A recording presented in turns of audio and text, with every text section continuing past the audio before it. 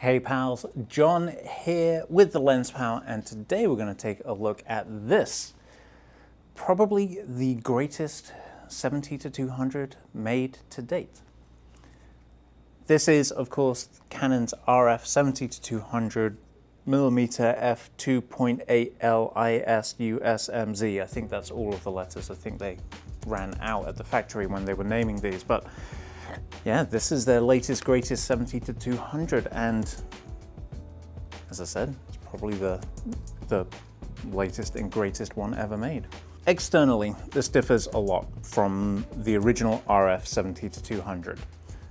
That one obviously had the external zoom. This one has an internal zoom. There's no extension of the lens as we go from one end of the focal range to the other.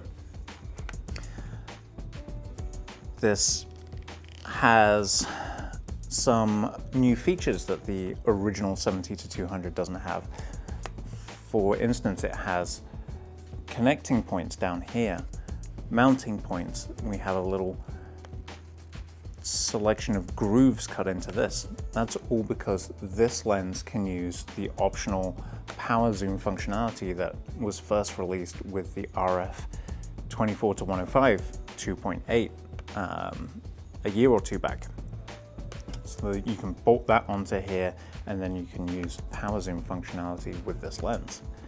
We also have an aperture or an iris ring. So if you're doing video work, or if you're on an R5 Mark II, you can actually manually dial in your aperture without having to use control on the back of the camera. Or, flip it over to A and use that control anyway. Then we have a bunch of the similar controllers. We've got the focus limiter, we've got AF/MF switch, and stabilizers and all of that good stuff. Then the last main physical difference on this lens, and I don't know if you'll be able to get this on camera, is that that rear element is set further in to the lens than we saw on the original RF 70-200. The reason for that is Canon wanted this one to be able to be used with the 1.4 and 2 times teleconverters, which you can't do with the original RF 70-200. That rear element sits so close to the mounting point that you actually can't physically attach the two.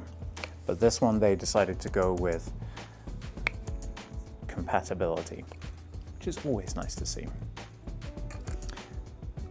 That's the physical changes. That's the highlights of the physical changes. In terms of performance, this lens is so close to being optically perfect at f2.8 at every millimeter along its focal length that it's incredible. At the 70 millimeter end of things, this blows the original RF 70-200 out of the water. At the 200 millimeter end, yes, it's not as noticeable. There are improvements to be gained from using this lens over that one, but they're not as noticeable. If you're using the wider end though, you are going to see a lot of improvements in sharpness, in chromatic aberration, in pin cushioning, all of those things. Every single step of the image quality in this lens is improved because Canon basically flexed their optical engineering muscles and said, yeah, we're going to do 18 elements in 15 groups to give this the best image quality we can. And considering it came in at the price point it came in at, I think they did pretty good. This could have been a much more expensive lens. Probably wouldn't have done as well because people would look at the original 70-200 and go, I don't know if it's worth the extra. But considering that there's very little difference price-wise between these two lenses, and there is a lot of image improvements in this one, yeah, I think they hit that sweet spot. There you have it.